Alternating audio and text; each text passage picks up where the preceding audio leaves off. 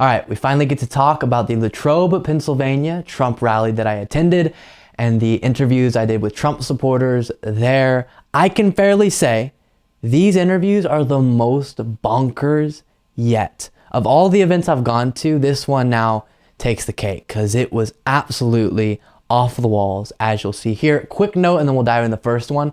Because there's so many I want to go through, we're going to break it up over multiple segments. So if you're watching this on YouTube, this one will come out, and then just wait and look out for the other ones that'll come out throughout the week, just so I can get through all of them for you guys to see. But first one we'll look at in this segment is a guy who is very, very unhappy with the Democratic Party and Nancy Pelosi specifically. So much so that he swears, and I had to bleep out so many moments that it's almost incomprehensible what's going on in this clip. Not to mention that the wind is blowing so aggressively at this point in time.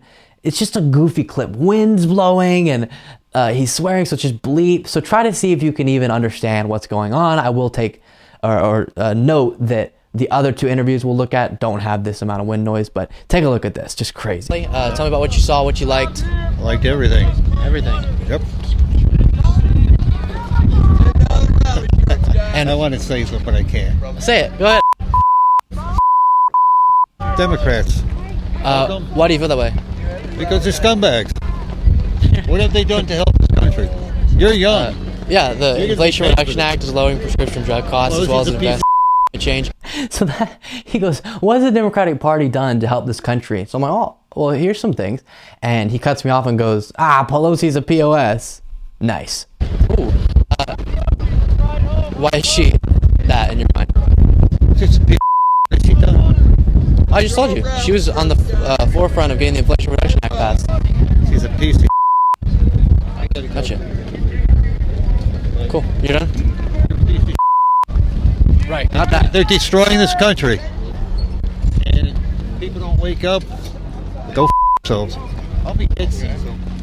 You heard it here first. I will say, quote of the day is, if people don't wake up, go F themselves. That's, nice. So there's different vibes, right? You have that, just completely a caricature of a Trump supporter, but then you also have people who you could have a more long-form conversation that won't completely derail, but still doesn't make complete sense. This lady that I talked to was saying, listen, it doesn't make sense in this country that now it's inappropriate to be proud of America. That's inappropriate, is the point she was making. And I was just like, but I get that that's the right's talking point, that the left hates America because they will criticize it. But you're about to go into a rally where at the end of it, Trump plays that music and talks about how America's gone to hell and everything's in the dumps and et cetera, we're being laughed at by the world. Is that not you not being proud of America anymore? And again, I don't think that you have to have this blind, aimless support. I think you should criticize things that are wrong and be proud of things that are correct in your country. But they seem to call other people America haters when they're not blindly, just constantly talking about everything's perfect. But now it's a big part of the Trump brand to say that everything's horrible. So is that not contradictory? I don't think she exactly resonated with or wanted to answer my question. You hoping to hear from those two? Something that makes sense. Gotcha. That's about it. And what topics? A lot of stuff does not make sense anymore. As in? Don't get me started. I mean, seriously, get started. What makes sense to you? That it is inappropriate to be proud of anything American? Does that make sense? To be proud of something? Oh yeah. America in particular? Absolutely. Mm-hmm. And who you are and the fact that we've come so far on a million different levels. Agreed. Whatever. One of the interesting things about that I feel like has shifted a bit, because it traditionally was, Republicans who was like really, really America as far as the rhetoric goes.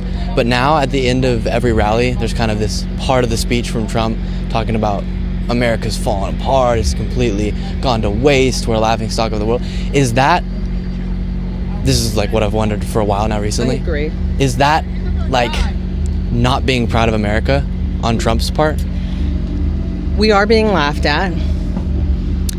If you had been given a choice, would you prefer to be weak or strong? What would you choose? Strong. Right. So would I, and we are not. Yeah, okay. Didn't exactly get to the root of what I was asking. If the left gets called America haters for saying these things are wrong with America, it doesn't mean we don't love America. You can love something and want to improve it and recognize what's broken with it. But constantly it's, oh, you're not patriotic, you hate the country, blah, blah, blah. But then now it's a huge part of your movement to talk about how ever since Biden got in office, America's just a joke. It's gone completely into the dumpster. And that is not being not proud. It's very strange. Didn't really get an answer on that one. Then the last one we'll look at in this segment that is just completely, honestly, if you can figure out what he's saying in this, you're a really, really perceptive person, because I was standing there and could not understand what the heck this man was saying. We lose the war? Was it before any of us were born, or our parents or ancestors were born? Or was it the Native Americans in the beginning? Or were the white people the original occupants of America, and then they got pushed out by... Now, I'm not saying... I love hip-hop. Culture of hip-hop is like embedded into me. So I'm like, maybe a black soul in a white body? I'm not sure. But I still have my soul, and like... The soul of America is like slowly dissipating. And where did it go?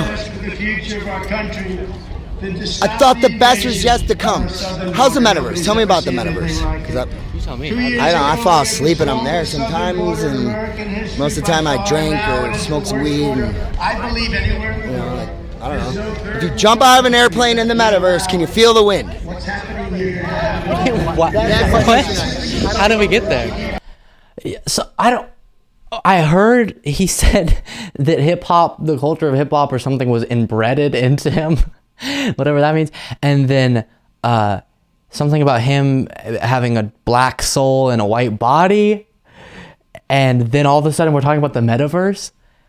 I don't know what happened. I really don't. I was trying so hard, because when you're interviewing someone, right, you ask an initial question and then you are thinking of what's my follow-up. So you have to hear what they say to think of a follow-up.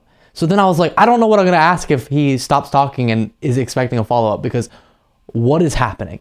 The funny thing with him is I don't even think I asked an initial question. He just started talking. I said, I heard him during the rally, you could hear Trump in the background talking. I heard him just like yelling about stuff. So I walked over and said, hey, you wanna yell about this in the microphone? And he just went off. So good for him. But incredible stuff. As I noted, we have so many more clips to go through. So I want to do that in a different segment so that we can get time for each one of them to be fully watched and discussed. But for now, that was the rally. Holy smokes.